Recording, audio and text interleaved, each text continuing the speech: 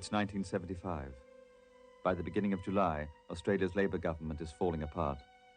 For months, the government of Prime Minister Gough Whitlam has been gaining a reputation for incompetence.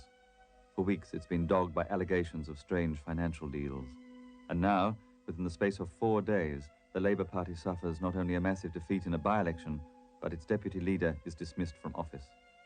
Dr. Jim Cairns is the first casualty of what has become known as the Loans Affair, a series of attempts to borrow enormous sums from oil-rich Arab nations.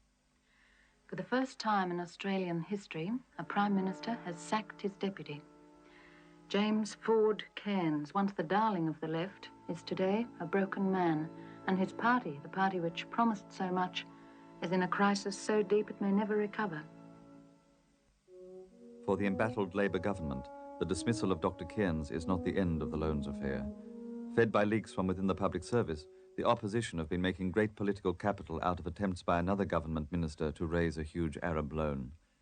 The Minister for Minerals and Energy, Rex Connor, is looking for $4,000 million to fund the development of Australia's vast natural resources. It's about the future of my country. The man he uses to try and raise the money is Pakistani commodities dealer Tirath Hasaram Kemlani. It will soon transpire that Kemlani has little experience in the rarefied world of high finance. Old friend, we have been talking about this for 25 years. This is going to be a marvellous country. Bloody oath. And so, armed with the Prime Minister's support and Kemlani's assurances that the money is available, Rex Connor's authority to raise the loan is approved at a meeting of the Executive Council on December the 13th, 1974, and formally authorised by the Governor-General the following day.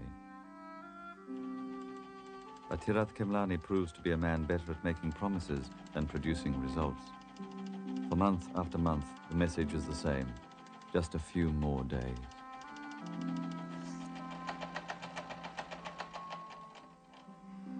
Bugger him. And as Connor waits, an opposition, revitalised by the leadership of Malcolm Fraser, bombards him with questions.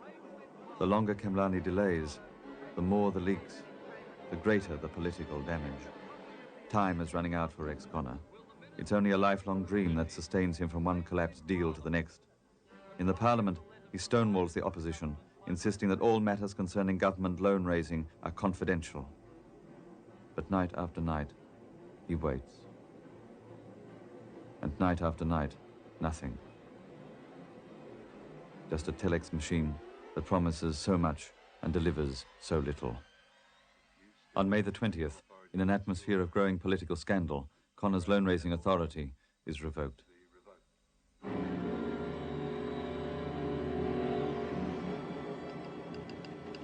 Three days later, Kemlani claims that the deal can be concluded within a matter of hours.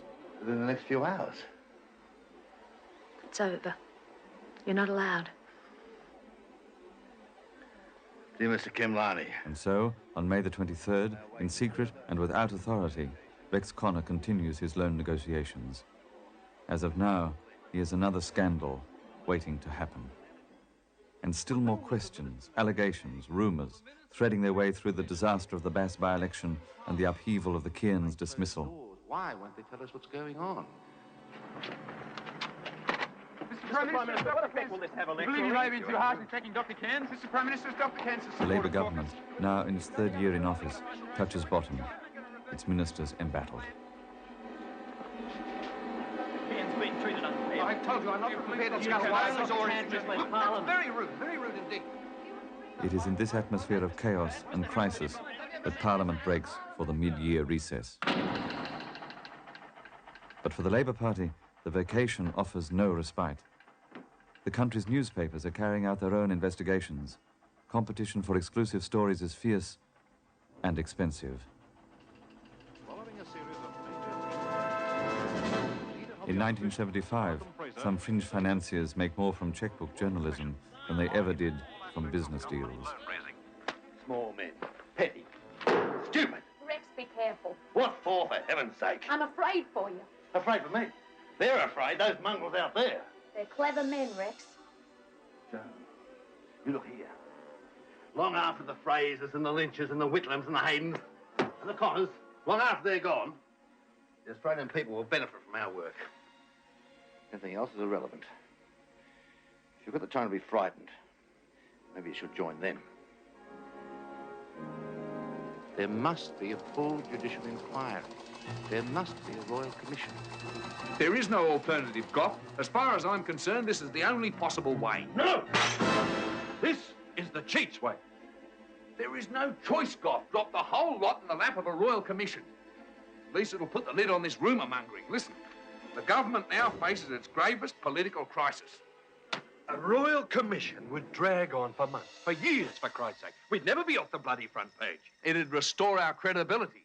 The public would see it as a legal, responsible step. Or a major victory for Fraser. It'd take the heat off, give us a chance to plan. Chance?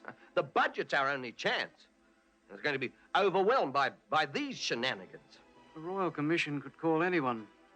The Prime Minister, the former Treasurer, Rex Connor. No. No. We will fight this on our own ground and on our own terms. In Parliament. A special sitting for one day. We will show that there has been no impropriety. We will show that there's been no illegality. We will table everything. We'll bury the bastards in an avalanche of truth. Gentlemen, I am recalling Parliament. For the government, it's a high-risk venture.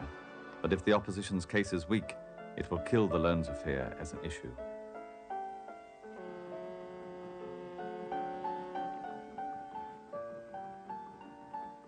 The proper place for such political issues to be determined is in the supreme political forum of the nation, the House of Representatives itself. In Parliament, the opposition can make any charges against ministers that they want and can substantiate them if they can.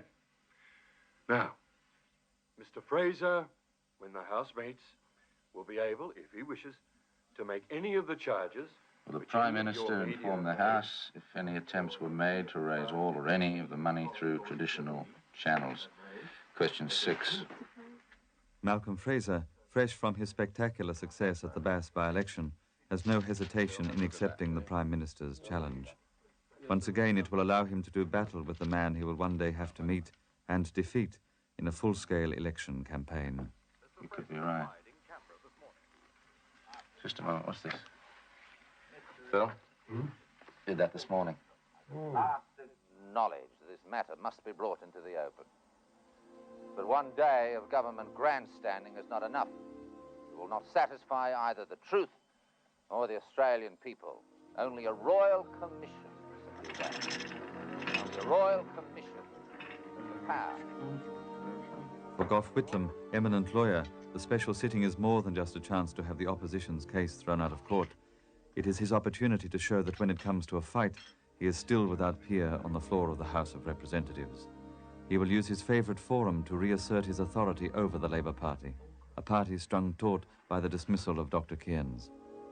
And so for 5 days and nights, the parliamentary offices of both Gough Whitlam and Malcolm Fraser become the locker rooms of two opposing teams. From around the world, the politicians who have gone abroad for the recess are ordered home. Strategies are devised, charges drawn up, and defences planned. Staff members and senior public servants pore over documents and plough through files. But by far the government's most difficult task is to discover exactly what Rex Connor's been up to. Often described as one of the toughest men in the Labour Party, the Minister for Minerals and Energy does not take kindly to interference in his department or requests to surrender his secrets. Nothing till December the 14th. That bastard.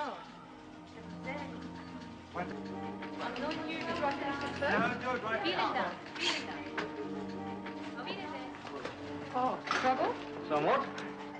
In all the welter of information going through. No. How about an orgy of trivia? Drummed up as investigative reporting. Prime Minister, it's Connor. He's still holding out. Almost 5 weeks of telex is blank. Missing. I'll call him. Prime Minister, I don't believe he has any intention of cooperating. He sees it as interference. Connor. I must warn you, Prime Minister, write to him. Put it on the record, just in case.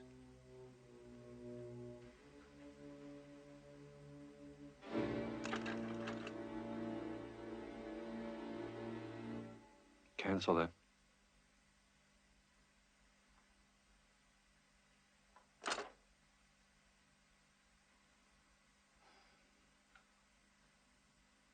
Is there any possibility tonight at all? No? Thank you. My dear Rex, no. Dear Mr. Connor, it has come to my attention that you have not complied with my request of 5 weeks ago to provide me with all documents concerning your loan-raising activities. I must insist on your cooperation in this matter. No longer can the government risk even the suggestion that information is being withheld.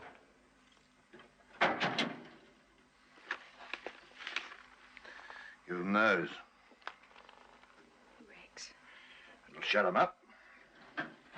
It's 7 o'clock on a beautiful July the 9th morning, crisp and clear and cool. But things could warm up this afternoon. As you may have read and heard, members of Parliament are arriving back for a special sitting to be held this afternoon at 2:30. So I'm things sorry. are pretty warm. 2 telexes and a letter. Nowhere.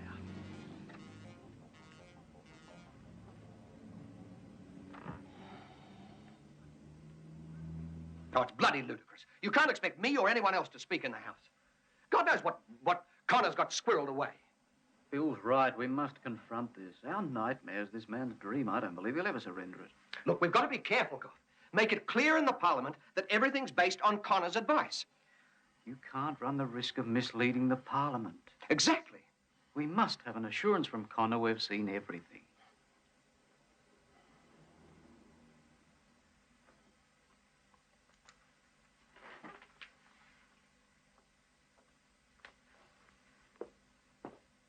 Old friend, we have been talking about this for 25 years. This is going to be a marvelous country. Bloody oath.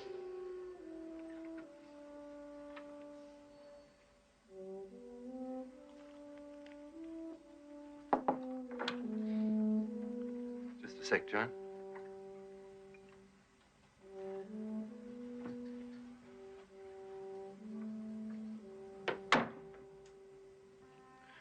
I won't keep you a moment, comrade. Manager's been at it all night and he's still not convinced. He doesn't want to be. Not until he's wormed his way to my department. And now Hayden's refusing to speak in the House.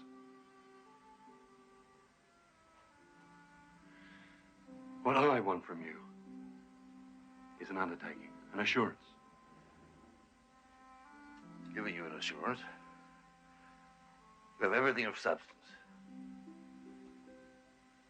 You have my word. Thank you, Rex.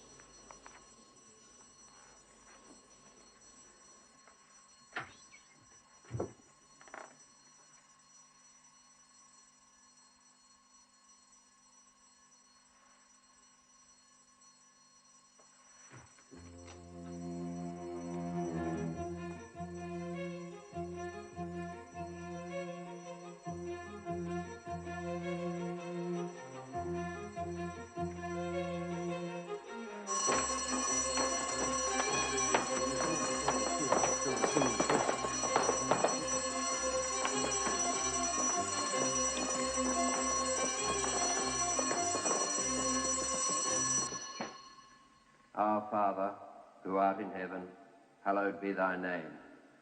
Thy kingdom come, thy will be done on earth as it is in heaven. Give us this day our daily bread, and forgive us our trespasses, as we forgive them that trespass against us. Lead us not into temptation, but deliver us from evil. For thine is the kingdom, the power, and the glory, forever and ever.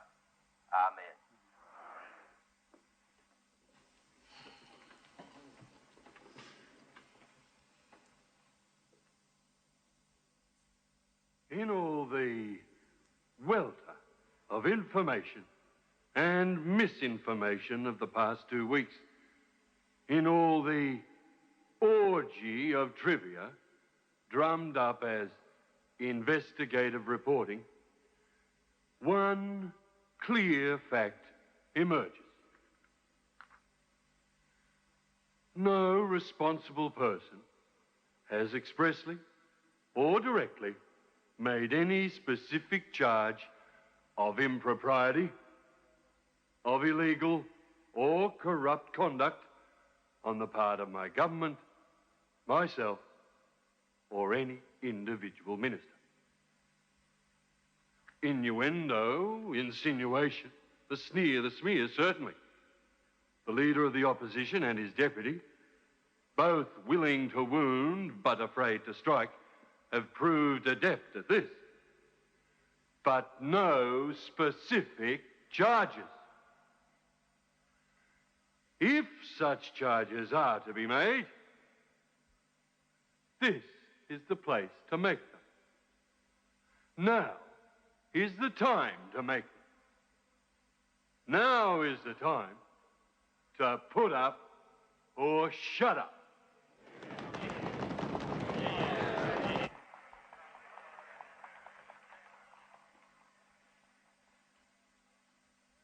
we recall the Parliament for this matter, members of the opposition relied on the press to create the impression of new and never-ending revelations. There is no part of the program of this government so deplored and resisted by the business establishment, the national establishment, and the international establishment, the orthodox at home and abroad, than our determination that Australians shall have the maximum share in the ownership and control of Australia's resources. Order. Order. Order in the House. The House will come to order. That is the great impropriety in this affair. The willful attempt to damage Australia. Her credit. Australia's credit remains untarnished. And on any charge of impropriety or any toleration of impropriety, the record will show that this government is equally untarnished. The Honourable, the Leader of the Opposition. The Prime Minister has been as contradictory and as misleading in the statement which he has just made as he has been and his government has been throughout the whole of this sordid and unhappy loans affair. He has attempted one of the most blatant cover-up exercises in the history of Parliament. The Prime Minister's tongue is no substitute for substance and facts. And the people of Australia will not be fooled anymore. I now seek leave to incorporate a list of significant questions which have not in fact been answered to this point. Leave granted. Question 1. Did the government at the time of the Executive Council minute of the 13th of December 1974 believe it had a mandate for such unorthodox and massive overseas borrowings? If so, what was the basis of such a belief? Question 24. What effect have these shady dealings had on Australia's credibility as a borrower? Question 25. Does the Prime Minister now agree that there is a prima facie case that the Executive Council minute was illegal and unconstitutional? Does the government believe that Mr. Kamlani was a suitable person to be engaged in loan-raising activities on behalf of Australia? Question 42. The basic charge is this. By his actions, he has called into question the very integrity of Australia's democratic institutions. He has lashed out at some of his own colleagues in a campaign designed to protect himself. He has convicted the former Treasurer without a trial. On the evidence so far, the Minister for Minerals and Energy is as guilty as the former Deputy Prime Minister. He appears to have been the leading member of an illegal conspiracy to evade the Constitution. The only way that the Prime Minister can establish his own innocence is by a full, impartial, and judicial inquiry.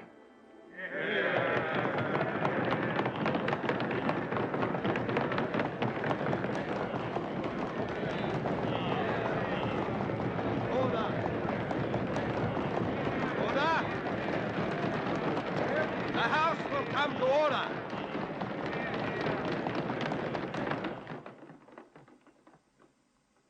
The Honourable the Minister for Minerals and Energy.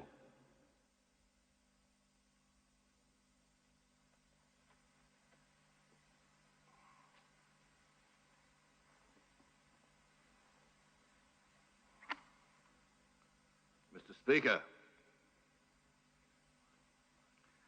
the Prime Minister has challenged the opposition to put up or shut up.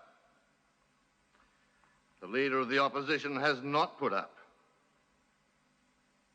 and has only shut up. No documents were quoted from. No charges were made. Australia has been badly served by the opposition. For the first time, we have a truly national government in Australia. We have a government which will speak and think and act independently. I am an honest man. I deal with honest people. Throughout my 2.5 years as Minister of the Crown, I have stood in the path of those who would have grabbed the mineral resources of Australia.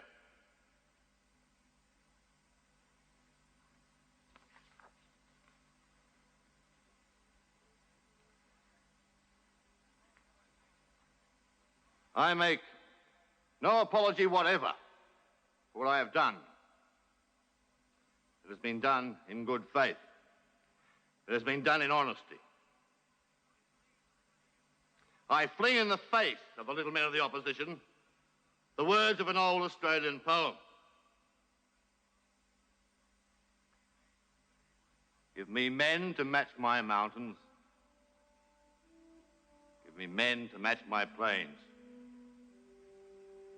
Men with freedom in their vision and creation in their brains.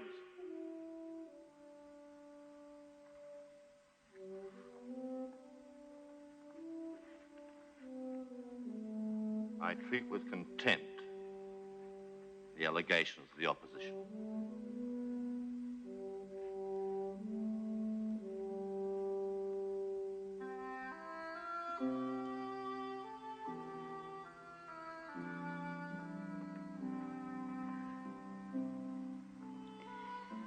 It's American, Rex. It's an American poem. Well, I think that rattled them. Oh, don't be silly, Tony. Not a charge stuck, not a head roll. A waste of bloody time.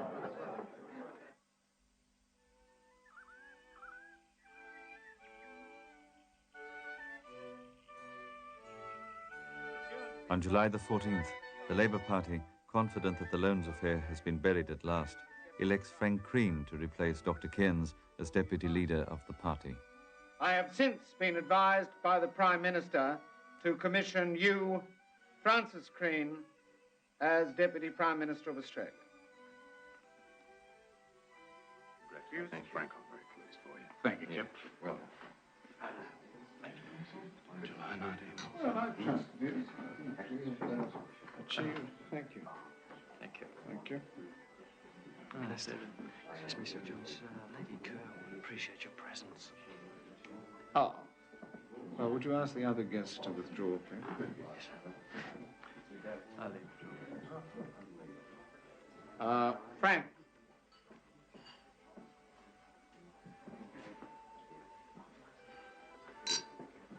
Congratulations. Thanks. I don't think that loans deal went so well. I think the special sitting cleared the air. No, I can't help thinking the whole thing was very ill-conceived. Well, a hurried meeting in the middle of the night. A figure that was just plucked out of the air, the temporary purposes aspect. But you signed the minute. No. No, the next day. I was not at that meeting. They didn't ask for my advice. But Whitlam told me. He said he spoke to you, that he gave you all the information. Yes, yes, but what I'm trying to point out, Mr.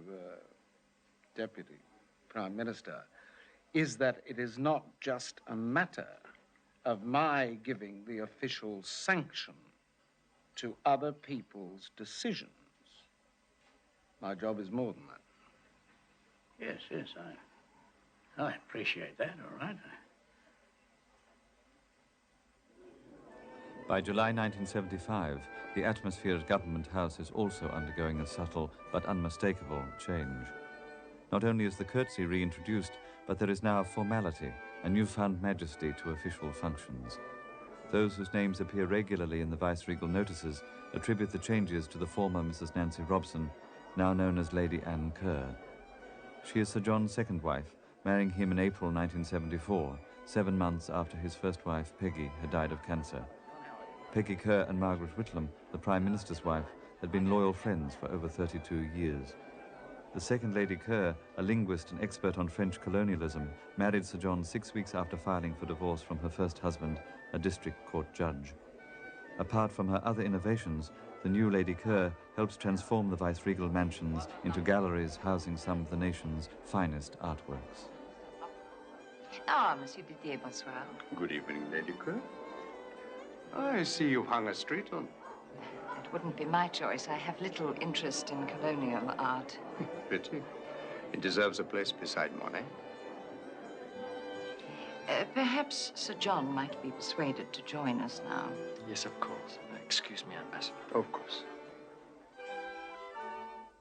Sir John, an old friend of several prominent Labour politicians, including Senator Jim McClelland, maintains a lively interest in the government's fortunes.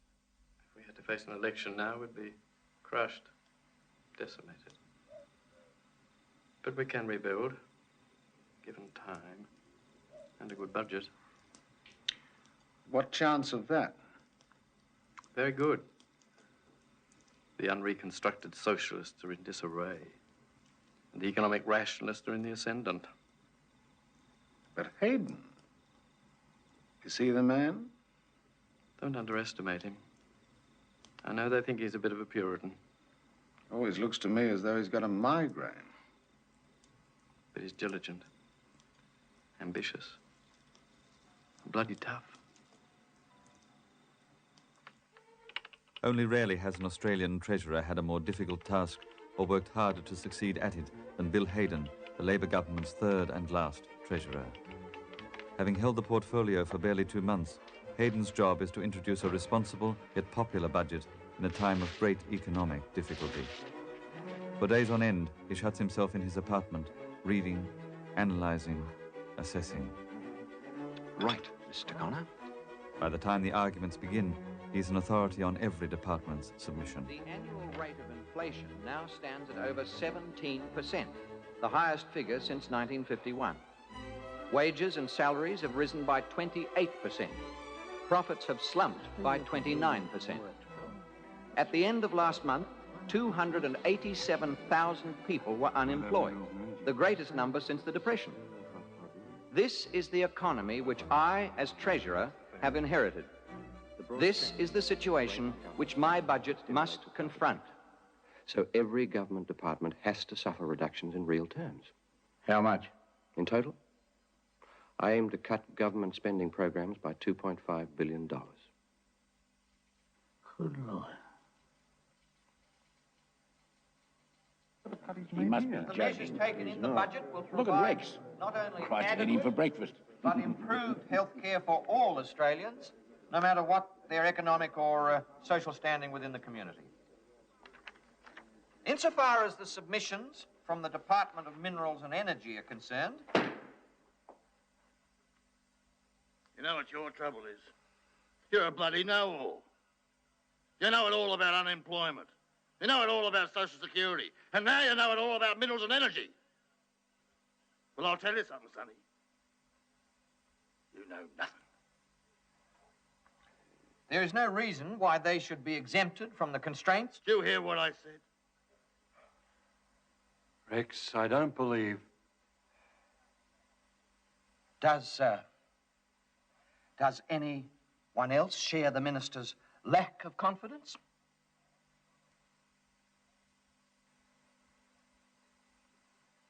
Hmm?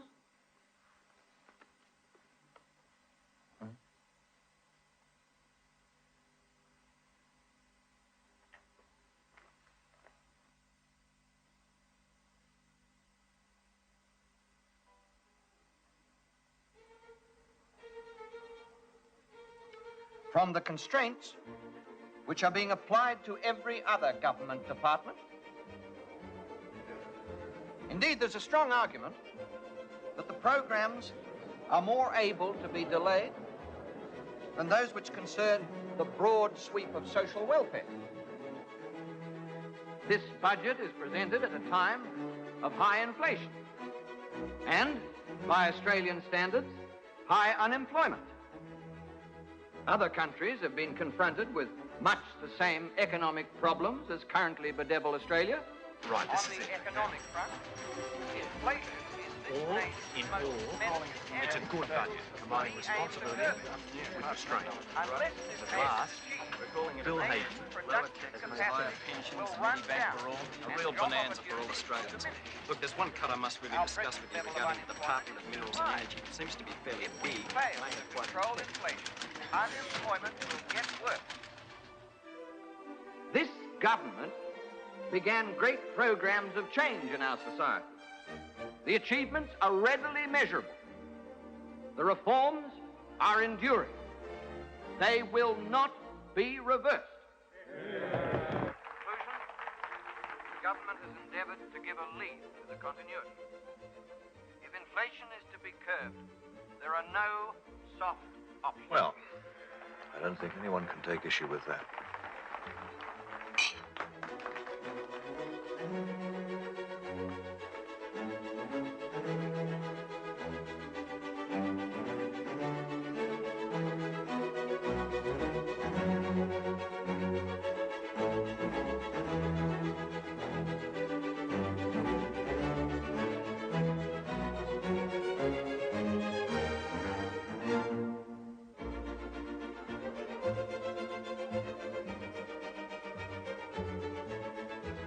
Employment will rise, investment will fall, wages and inflation will rise.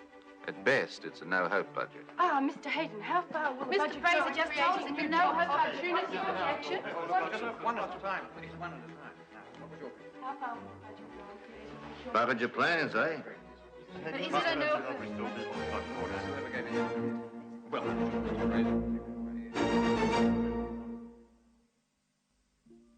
In the weeks ahead, 3 men will control the future of the budget, and through it, the very fate of the government. They are Malcolm Fraser, who the polls indicate would win an election held now; Doug Anthony, in private life a pig farmer, in practice a tough politician, the leader of a party with little to lose and everything to gain from an early election; and Reg Withers, opposition leader in the Senate and an expert on parliamentary tactics. Known as the toe cutter, He has the job of keeping the opposition Senate ranks in line. Should the opposition decide to force an early election, their strategy will be to try and block the budget in the Senate, depriving the government of money, railroading it to the ballot box. But by the morning of August the 20th, it seems that Bill Hayden may have renewed the government's lease on life. A budget remarkable for its responsibility. A blueprint for recovery. A clever budget strategy. Progressive, but not radical. Papers aren't running the country. No, but they can't be ignored. It seems that Hayden's done the impossible. He's brought down a budget with broad support. Public wants them out. Pull on an election, the budget will be forgotten. Oh, hardly. It'll be seen as blatant politicking. Oh, well, excuse me, but that's what it's all about. No. Some of us believe that the electorate... Tony, will you just listen? If the High Court decides the territories can elect their own senators, Whitlam's bound to pull on a half-Senate election. And nobody knows who'd win. It'll be like a bloody lottery. Sure it would. And the prize is control of the Senate. If they get it even for a couple of months, the first thing they'll do is change the electoral boundary. Yeah. Yeah, we know. And there goes the country party. No. There goes our chance of regaining government. I'm aware of that. Don't think it's escaped me. Malcolm, I don't want platitudes. I want you to understand. I've told you I do. I just think you're being a little premature. What's the feeling in the Senate? That's what I'm saying. My blokes are ready. Reg? Malcolm's right. A few of the fellas are squawking, but the rest, they don't reckon the budget's an issue. Jesus. Look, it's okay for you, Doug. You can declare war, but I've got to fight it with no room to move. There's 30 of us, 29 of them, and 1 vacancy. I'm telling you, they're not ready. It only takes one. If he cracks, that's it. Well, it looks as though we're going to live with it. For now, but for God's sake, leave the door open. Don't make any promises. I never intended to. It's 2 months before the budget goes to the Senate. Anything can happen. We'll just bide our time. The following day, Malcolm Fraser appears on national television to discuss the future of the budget. Yes, quite a lot. You're a bit of a fisherman yourself. Okay, gentlemen. Oh, yes. Stand by. Roll tape. We're recording. Mr. Fraser, there's been widespread speculation about the opposition's attitude to this budget. Are you going to pass it or not? We'll be voting against the budget in the House of Representatives. Of course, this will have little practical effect as the Labour Party has a majority. Well, that's the House of Representatives. But what about the Senate, where you do have the power?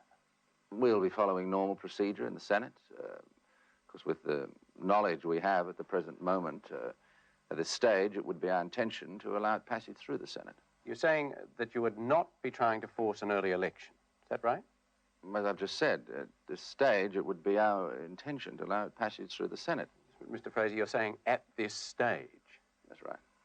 Well, does that mean that at some later stage? Look, I've told you, I've given you my answer. I'm not prepared to make any further comment. Does that mean that the opposition is not willing to give an undertaking? I've told you, I'm not going to say any more on this matter.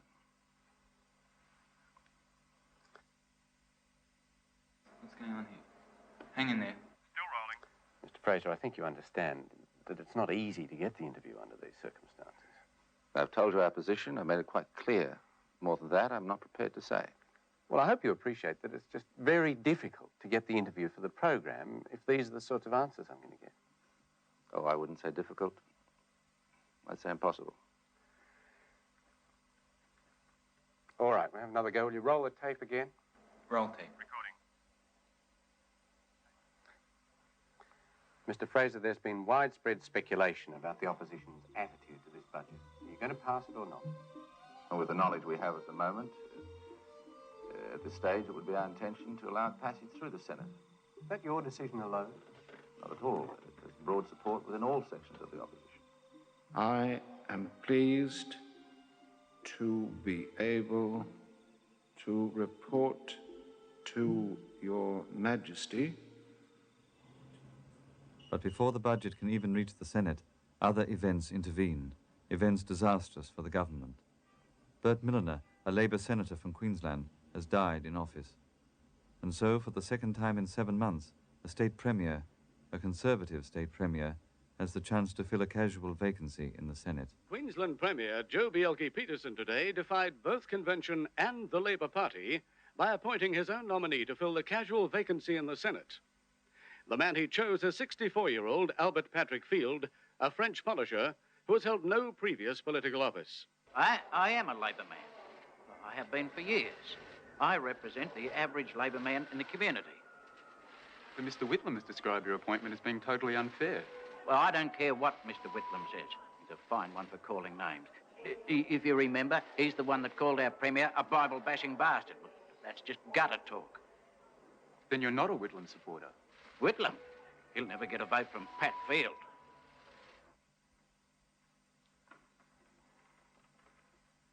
Mr. President, a new senator. Admit him. He fills the vacancy caused by the recent death of Queensland Labour Senator Bert Milliner. It is the second time this year that a state premier has ignored the convention of appointing a member of the same party to a casual Senate vacancy. For the Labour Party, today's announcement means that it has totally lost control of the Senate. For Albert Field, it means his first trip in a plane since the war. Would you please take the Bible in your right hand and make the oath of allegiance according to the form I hand you? I, Albert Patrick Field, do swear that I will be faithful and bear true allegiance to Her Majesty Queen Elizabeth II, her heirs... Is everything all right, Senator? According to law. Sir? Lovely bit of work, this. I was a French polisher by trade. Ah, fine workmanship.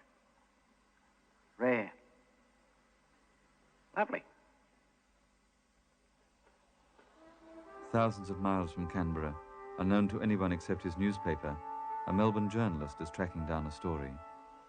The story he's looking for revolves around one man, a businessman who will quickly become known to Australian journalists and politicians alike as Old Rice and Monkey Nuts. Many months later, the reporter, Peter Game of the Melbourne Herald, will win the Walkley Award for journalism as a result of this story. His search begins in Singapore with a tip-off that the man he is looking for is staying at the Hilton. He arrives at 6 a.m., but as early as he is, he's already too late.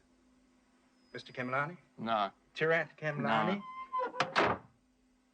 Unknown to Game, Kemlani is already passing through New Delhi on his way to London.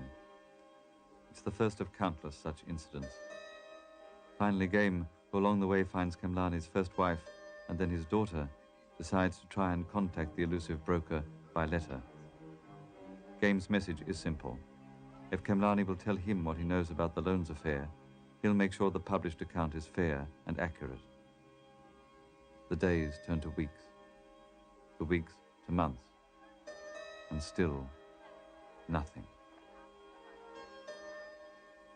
Then, one afternoon in September, an international call is put through to the Herald Features Department. Who's calling? Mr. Kemlani. Quickly, Kevin, go and get Mr. Fitzgerald. He's over there with Arthur. Quickly, tell him it's Kemlani. Please, hold the line, Mr. Kemlani. Kemlani?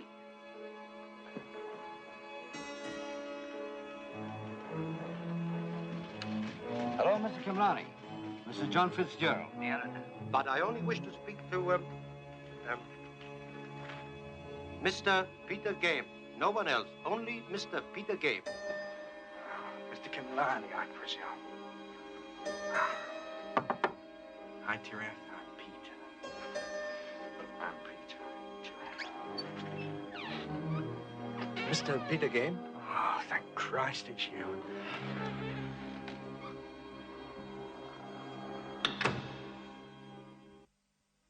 Have found a man? Hold on to your hand.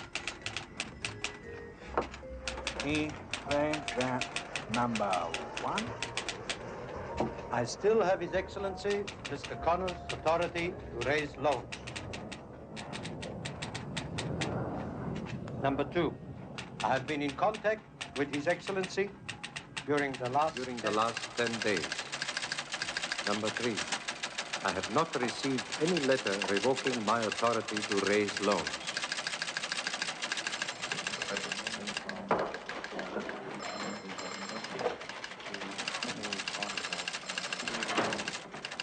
Jesus. Not a word. Not a bloody word to anyone. But nobody realizes, not even Rex Connor, that advancing years, a recurring bronchial complaint, the pressure of high political office, the great strain of the loans affair, they've all taken their toll.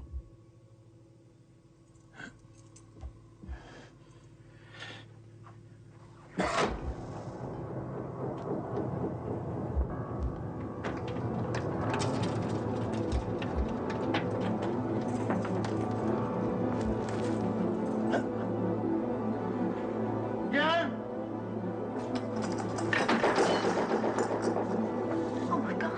Oh, Rex. Let me help you. Where are your pills?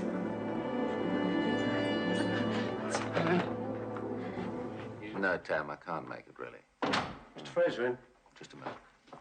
What? Melbourne Herald's found Kimlani. Connor's finished. Tammy, I'll call you back. Yes, okay. Where's this from? A friend in Melbourne. Well, he's reliable, very reliable. My secretary took the details. Connor's acted without authority. He's misled Parliament, defied his Prime Minister. If Kimlani's right. They're publishing it tomorrow. It'll reopen the whole loans affair. The Honourable Member for Flinders. And so, before the story appears, the Liberals set a parliamentary trap. Is there any authority outstanding for any moneylender, intermediary, or agent to raise a loan for the Australian government? If so, what are the details? Are any of his senior ministers presently involved in major overseas loan raising? Kimlani. The Honourable Prime Minister. That's all right, Speaker. The Honourable the Leader of the Opposition. I asked the Prime Minister, will he reaffirm his confidence in the Minister for Minerals and Energy? The Honourable the Prime Minister. Certainly I will, Mr. Speaker. I do not understand what the honourable gentleman is driving at with these questions. But John, the Minister for Minerals and Energy has served this Parliament and the Labor Party. Get me the Kimlani files. Telex files, May to October. Loan files. Why? What's wrong? Nothing. Quickly.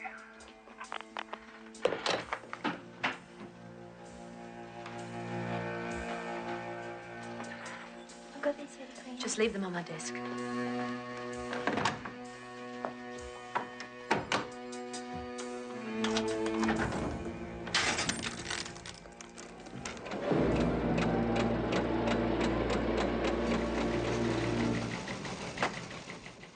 Is this true? And what's Connor been up to? God knows. I wrote to the banks, our departments, Connor. I told them. All middlemen must have their loan-raising authorities revoked. Kimlani too? Connor assures me. He said he'd done it. Well, get in touch with Connor. Find out when. John, I want everything. Treasury's files, letters, Connor's, telexes, everything. I want to get hold of Connor. Yes.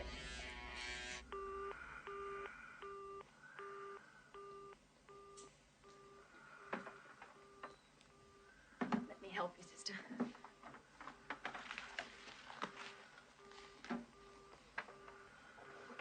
Thank you, I'll do it. He has to take these.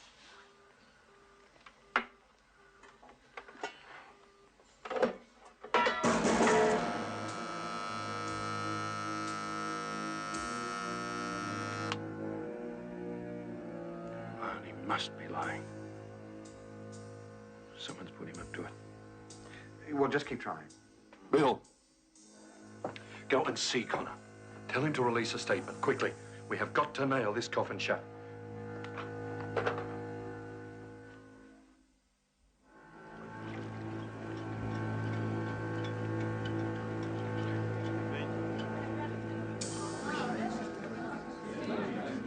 Lights out.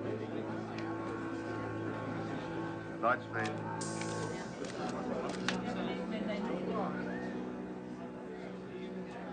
Ladies and gentlemen, I repeat for public information what has already been made clear by protracted debate in both Houses of Parliament. My authority to pursue the question of loan raisings was revoked almost 5 months ago, on the 20th of May. I have persistently abided by that decision. Specifically, I have had only one telephone conversation with Mr. Khemlani since May the 20th, which was initiated by him. I indicated to him I was in no way authorized to discuss loan matters with him. With the budget due to be voted on in the Senate in a matter of days, Mr. Khemlani's claims couldn't have come at a worse time. There's no doubt in my mind that Mr. Khemlani's sudden re-emergence is linked with the opposition's attempts to find an excuse to block supply. Mr. Cover, Do you believe that synthetic sensation is better than none? Up to date, the opposition has failed in its attempts to find anything in the way of extraordinary or reprehensible conduct. Do you believe then, sir, that Mr. Khemlani is being manipulated? It's a patent political ploy of the worst kind. It's a despicable ploy. Are you accusing the opposition of being a party to this whole thing? Desperate men will snatch at straws. Apart from denying the allegations, do you intend to take any other action? I've instructed my solicitors to take action by way of writ, suing the Melbourne Herald for defamation. Not yet. It must be on the way. Has the so-called loans affair broken your health? No, Do you believe Mr. Khemlani bears you a grudge? not that I know of. Will you survive this incident? There is no incident, just manufactured allegations. Thank you for your time, ladies and gentlemen. You all right, Brett?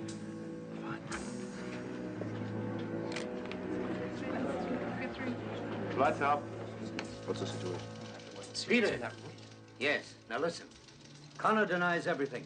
He says Khemlani's been put up to it, and he's suing us. No, I don't know for how much. Peter, we need documents.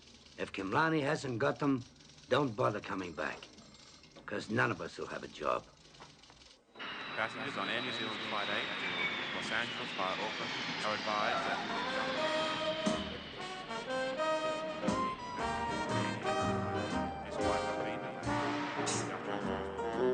Here for long, Mr. Khemlani? I believe a few days, that is all. Business or pleasure? Oh, business. Most definitely business. Anything to declare? Oh, no, I'm an honest man. Couldn't spring for a small loan, could you? Oh, I'm terribly sorry. I'm very much broke myself. Thank you. Next. Hey.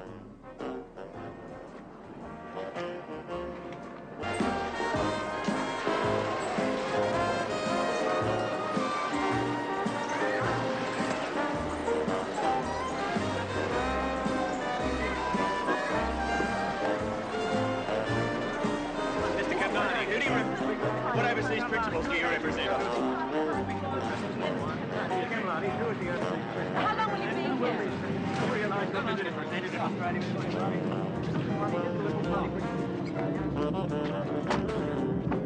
Mr. Khemlani, when you will be available for a press interview? Mr. Khemlani. How long will you be in Australia? Mr. Khemlani, your person, channel.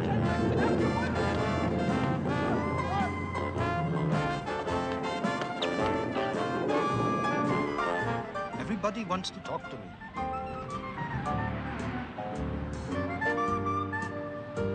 Mr. Khemlani, sir, Channel 10. Where can I get an interview?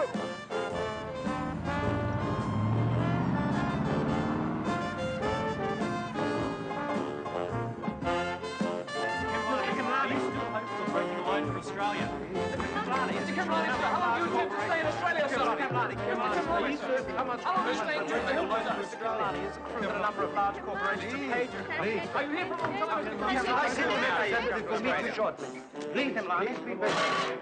Please, my senior representative, Mr. Gorman, will meet with you shortly. Please be patient. No, please be patient. Please.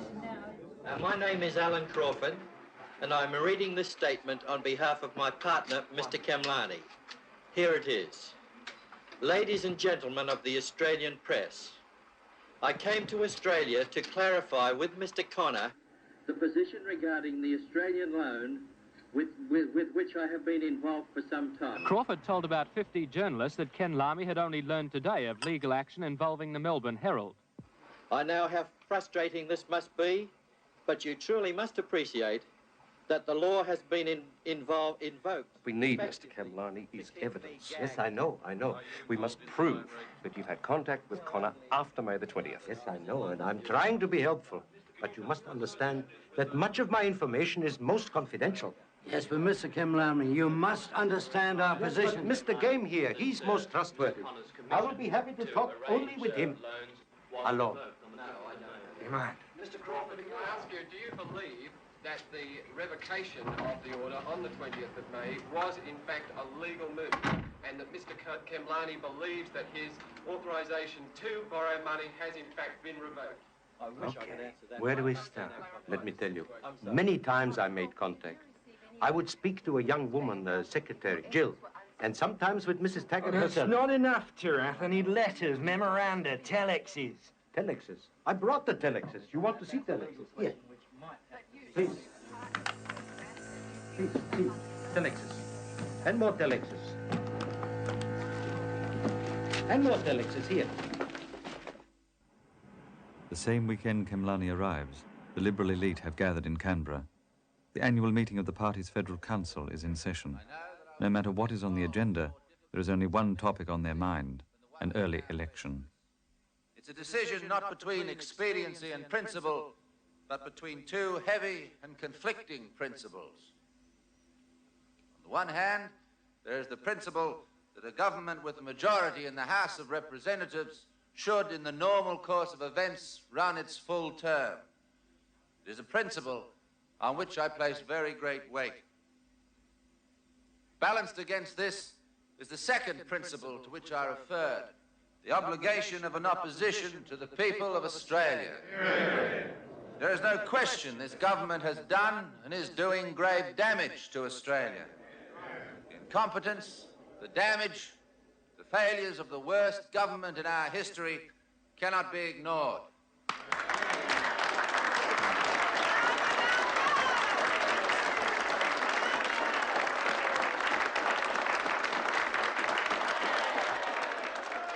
But the real decision about an election will be made behind closed doors, in the innermost councils of the party, where the state presidents are asked to put their view. In here, opinion is divided. Stability of our political system. Just think what is being suggested here. For the first time in our history, the Senate would vote to withhold funds from the government. With malice and aforethought, the Senate would attempt to destroy the government. I have no doubt that such action would initiate a monumental confrontation between the two houses of Parliament. It could place the Governor-General at the center of a constitutional crisis. Nobody, not a Fraser, a Whitlam, or a Kerr, can predict the damage that may cause to the Parliament, to the Crown, or indeed to democracy itself. I'm proud to be a Liberal. I'm proud of the party's commitment to personal freedom, to enterprise, and to this country. I just don't think it's necessary to attain such high office by such low means. Nobody's ever doubted your loyalty, Peter. But I do think you're overreacting. Peter, the Constitution allows the Senate to reject or defer money bills. The law's on our side. Now, if our parliamentary party, the elected representatives, decide to exercise that power, would you support them? It won't come to that. At least two of our senators are determined to pass this budget. They'll come round. Don't count on it. Before we go any further, I think there's something you should know. The High Court has decided the ACT in the Northern Territory can elect their own senators. There's a strong possibility Mr. Whitlam will call a half-Senate election. The Labour Party could temporarily gain control of the Senate. If the Labour Party does, it could then legislate to change the electoral boundaries, giving it an advantage at future elections. There's one way to prevent a half-Senate election. Force a general election. If that is the decision, Peter, will Victoria support it? I won't answer that. I can't. We must know. Very well. Will you abide by it? Yes, we'd abide by it. Thank you, Peter.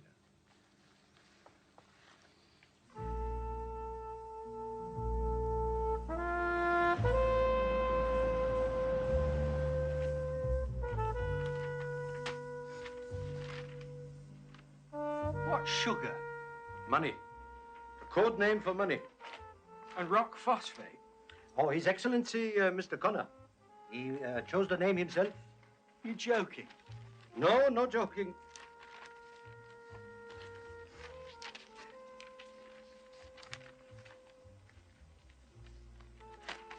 Sirrah. This one, are you sure of the date? May 23, you have found it. Certainly, May 23, 1975. No mistake. No mistake.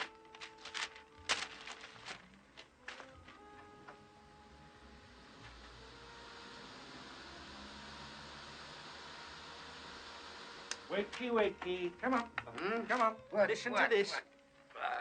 This is Kemlani to Connor. I do not think I shall say much now and explain too much until the final arrangement, which shall be deciding the matter soon within the next few hours. Thanks and regards, Tirath Kemlani. Now, this is Connor's response, sent the same day. Dear Mr. Kemlani, response to your telex of 1310 of today.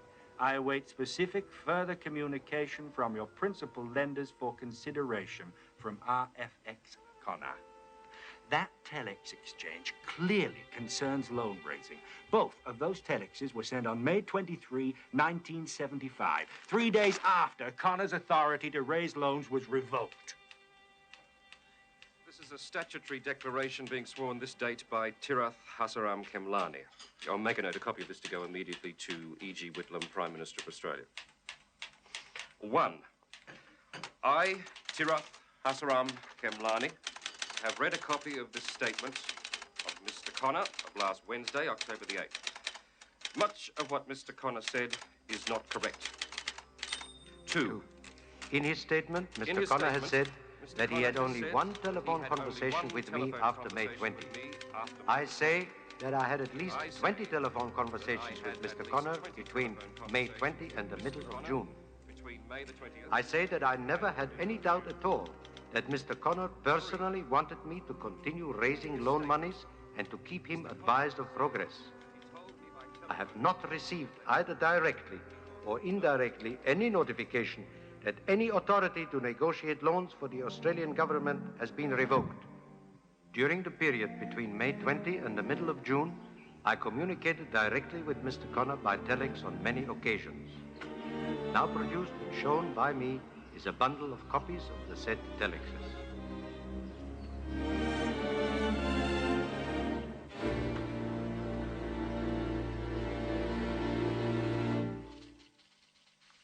There's no doubt they're genuine.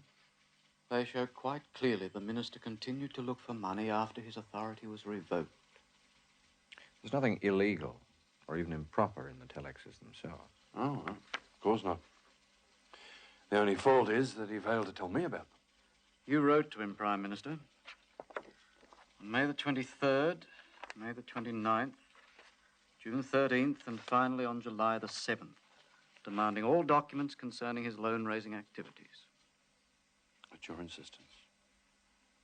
Connor's statement on Thursday categorically denied any contact with Kemlani.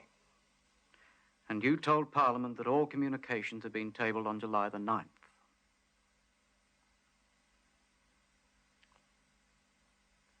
He caused me to mislead the Parliament.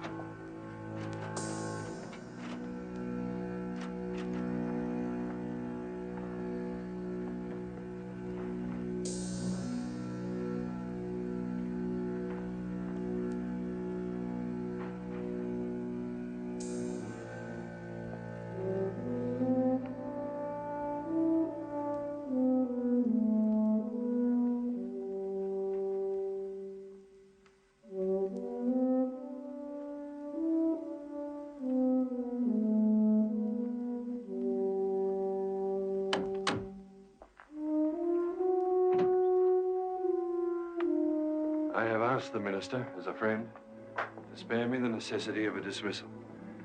John, draft a letter of resignation, get it round there.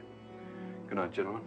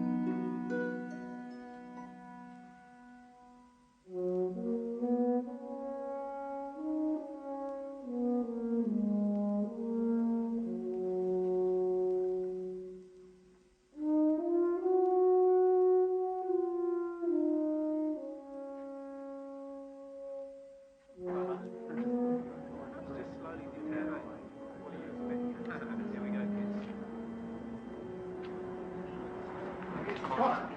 After Kamlani's statute expiration, you still claim you had no communications with him after the 20th of May, sir? Mr. Connor, were you lying when you said that you made no contact with him? Who is Mr. Connor? You or Kamlani? Did Mr. Whitlam speak today, sir? Are you going to resign? Sir, do you have any statements to make? None whatsoever. When will you be making a statement? Never. We interrupt this program with a special report. So would you like to say something to the press before you go? Minister for Minerals and Energy, Mr. Rex Connor, has resigned. Why did the Prime Minister mislead the House on October the 9th with an assurance that all communications of substance were tabled on July the 9th? Yes, answer that one. Truthfully, go on.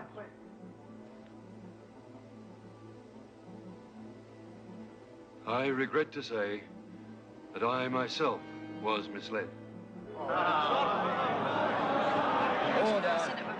I'm a researcher for nationwide opinion polls. Parties would receive the We're first conducting a preference. survey, and I'd like The to know your Australian answers Labor to some Party, questions, please. the Firstly, Australian I'd like Liberal your Party. opinion on an election for the House of Representatives.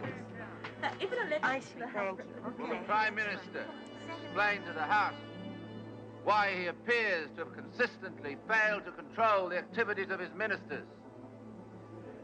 Does he take responsibility for this failure? The question is based on a false premise.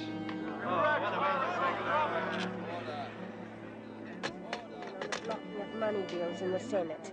If an election for the House of Representatives was brought about by the Liberal National Country parties blocking supply, which party would receive your first preference? Is the Prime Minister doing an excellent job, a good job, an the Liberal Party. Thank you, sir. Yes. Has the Prime Minister any knowledge that Mr. Khemlani is suing or proposes to sue the government for his commission?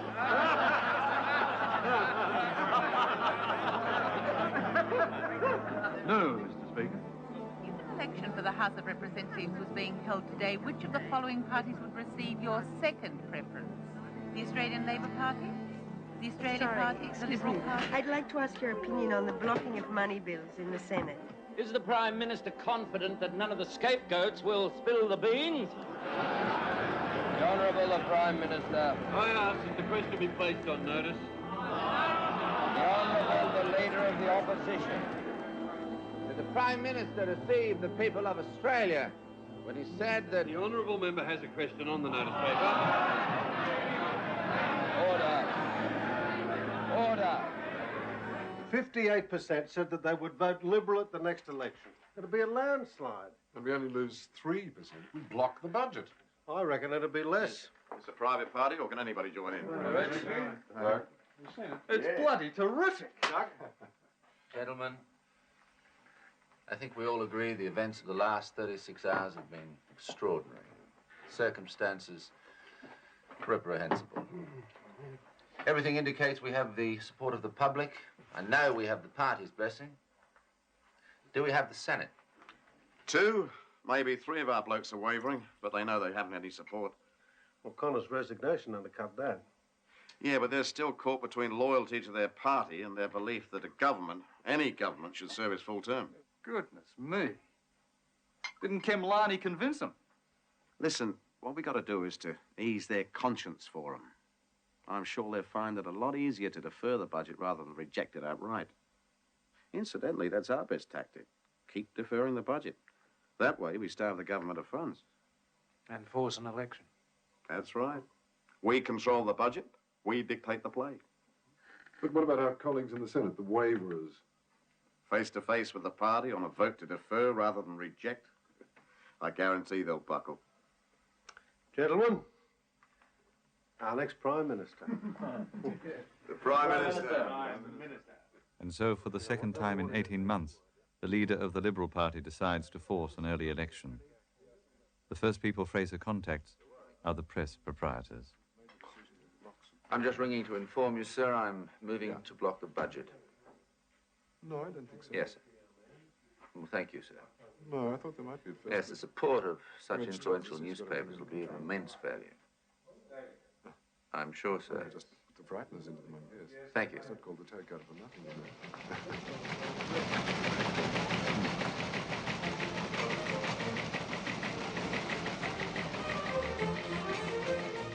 The next morning, with the overwhelming support of Australia's leading newspapers, Malcolm Fraser seeks the endorsement of his shadow cabinet. Nose. Yes. Yes, please. Fraser then takes their unanimous recommendation to a full meeting of the 92 members of the joint opposition parties. Does anyone wish to speak against it? I know I speak with very little support, but barely 18 months ago, the people of Australia elected this government for 3 years, for richer or for poorer, in sickness and in health. It was a contract, which Mr. Fraser, on our behalf, indicated he would honor. If we decide today to repudiate that, then God help us. The time will come when this decision will be used as a precedent. And instead of being its authors, we'll be its victims.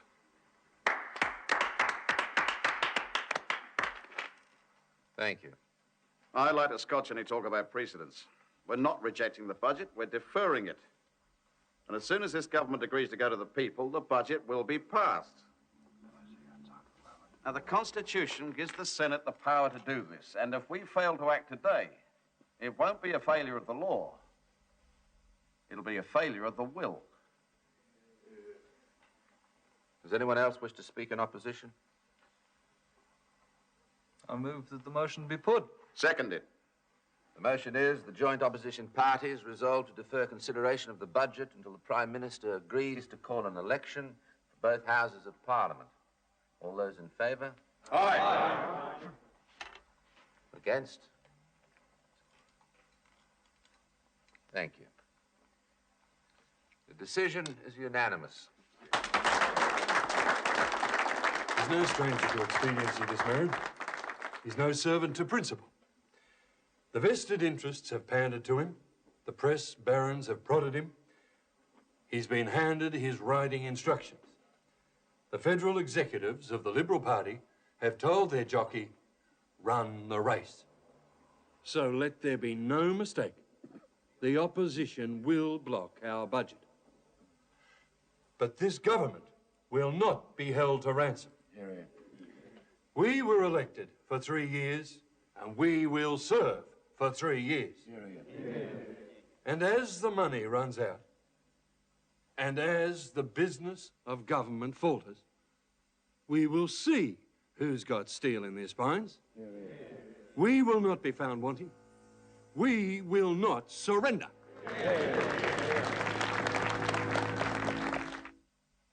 The Labour government, 1972 to 1975, has been the most incompetent and disastrous government in the history of Australia. We have now the highest unemployment since the Great Depression, the worst prolonged inflation in our history. School leavers will not be able to get jobs. Young people can no longer afford to buy a house. The savings of the retired are being destroyed. Small businesses are seeing their life's work wiped out. For just 3 years, 9 of the government's senior ministers have either resigned... Malcolm seems very determined. Both parties are playing their politics. Pretty tough.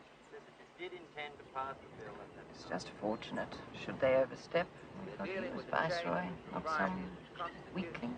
One of the most extraordinary and reprehensible episodes in Australia's political history.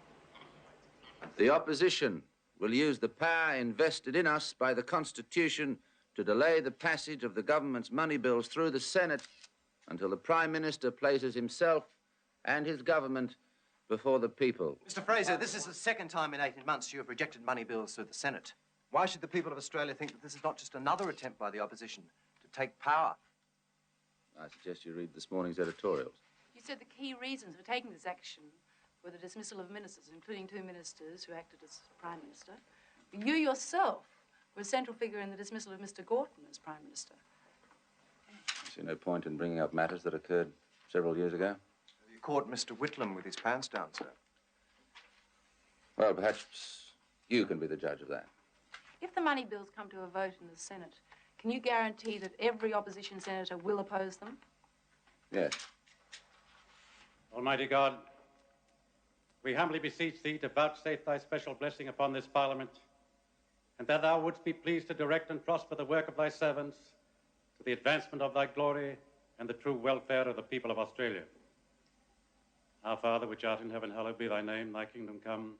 Prime Minister takes the only decent course open to him. The calling of an election in which his government can be tested at the polls. The flow of money will resume. We will do everything to pass these bills once the Prime Minister announces an election date. Order! Order! In essence, this is a mad grab for power, and that's the key to it. The opposition could not accept that after 23 years of government, that somebody else could govern. That they had to sit on the opposition benches and be denied all the things they'd grown up with. The position is, it's as simple as can be, that the Constitution is what this Senate is based upon. The people who wrote the Constitution took a long time in working out how they were going to create the Parliament. It helps if one of your opponents die. What I want to say is that the Constitution gives this Senate the right. What right are you talking It's nonsense to say that because this is done here today, that it's likely to happen every year. Then and so on. explain why you're voting on a dead man today. You're using a dead man to win. Can you explain that? Mr. President, I take that as a provocation. I've never used a dead man for anything. Well, you are today. Necrophiliac! I've done nothing of the sort. Withdraw that. I ask for a withdrawal. In years to come, historians will say there's blood on the hands of those sitting opposite today.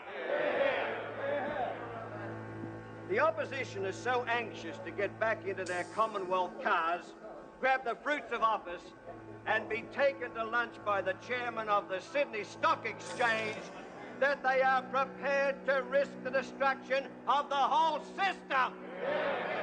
Mr. President, I formally move that these supply bills be not further proceeded with until the government agrees to submit itself to the judgment of the people. The Senate being of the opinion that the Prime Minister and his government no longer have the trust and confidence of the Australian people. Is the the motion seconded? I second the motion. The question is that the motion be agreed to. Ring the bells. The Senate cannot, does not, and must never determine who the government shall be.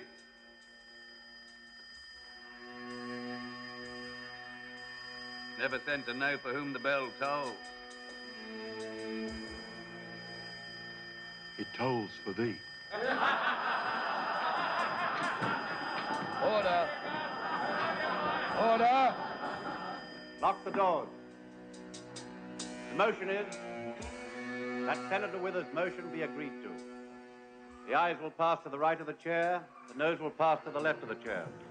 I appoint Senator Cheney, teller for the ayes, and Senator Poyser, teller for the noes.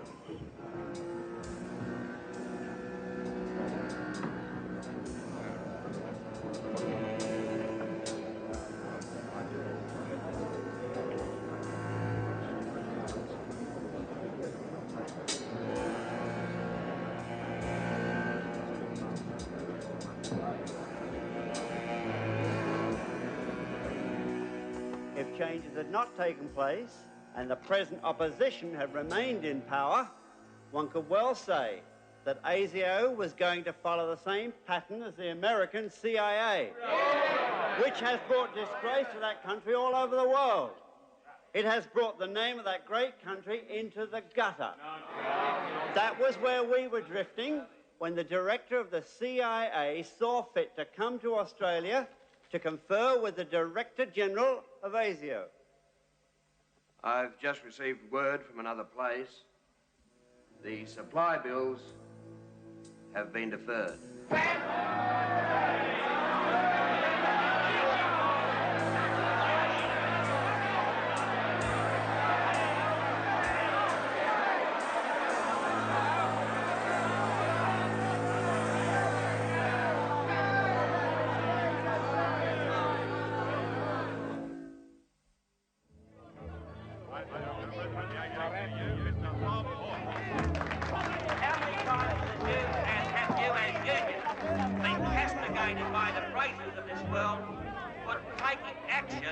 Which, according to their precepts, involve an infringement of the law and the breaking of order. And yet, at this stage, what has been done is something which breaks all conventions. It has never been done before in 75 years of the history of this nation as a federation. And I give notice to your Frasers that if they are going to set these standards and break all these laws and all these conventions, if they are going to withhold supply, they should take notice of the fact that the Australian trade union movement may very well think about withholding supplies from them. Opposition senators held firm today, voting to defer the budget. A constitutional crisis unprecedented in Australia. There will be allegations, deep suspicion, scraps of evidence. But the precise role of the Central Intelligence Agency and Australia's own security organisations in the events of 1975 is to remain a mystery. Prime Minister Whitlam refuses to call an election, preferring instead to tough it out. There seems little doubt that Australia's head of state, John Kerr, will be drawn into the constitutional drama. Good morning, Mr. President. Possessing a keen mind and substantial ambition, Kerr, a former Chief Justice of the state of New South Wales, can be expected to play far more than the ceremonial role his job normally entails. Passengers travelling on Qantas Flight 21 for Tokyo. Mr. Kemlani, you've lost a lot of money, a big commission as a result of the deal not going through. Will you be seeking compensation? No comment, no legal action. Do you feel betrayed by the Australian government? Betrayed? Oh, no, not betrayed. It is business. Sometimes things go right and sometimes things go wrong. If I were able to finish every deal that I started, my goodness, I would be the richest man in the world. How do you feel? There were millions of dollars involved. How do you feel personally? Money is not greatly important. Not to me. I am not a big tipper. As you can see, I'm always wearing the same clothes. As long as I'm neat and tidy, that is enough. Mr. Kemlani, who financed your visit here? Me, myself, nobody else. Do you feel responsible for Mr. Connor's resignation? To be quite frank, I don't feel responsible. I feel very sorry. But these are some of the things that happen, and things did happen. Do you anticipate returning to Australia? David, thank you very much. You've been most kind. We're all friends now, and bye-bye. Bye-bye. And while Mr. Kemlani's departure added a touch of the absurd to today's events, the Treasurer, Mr. Hayden, warned of the economic chaos facing the lucky country, a country which was, until a few hours ago, one of the most politically stable in the world. And so, on that sobering note, we end the day's transmission and our special telecast of the events of this historic day. For the first time ever, the Senate has voted to stop the flow of money to the government. For the first time ever, a Prime Minister has decided to govern without it. And despite the public confidence of both Mr. Whitlam and Mr. Fraser, nobody can predict the outcome. Never before have our political leaders tried to cross such uncharted space. History is going to record today, the 16th of October 1975, as the date when Australia entered a constitutional twilight zone.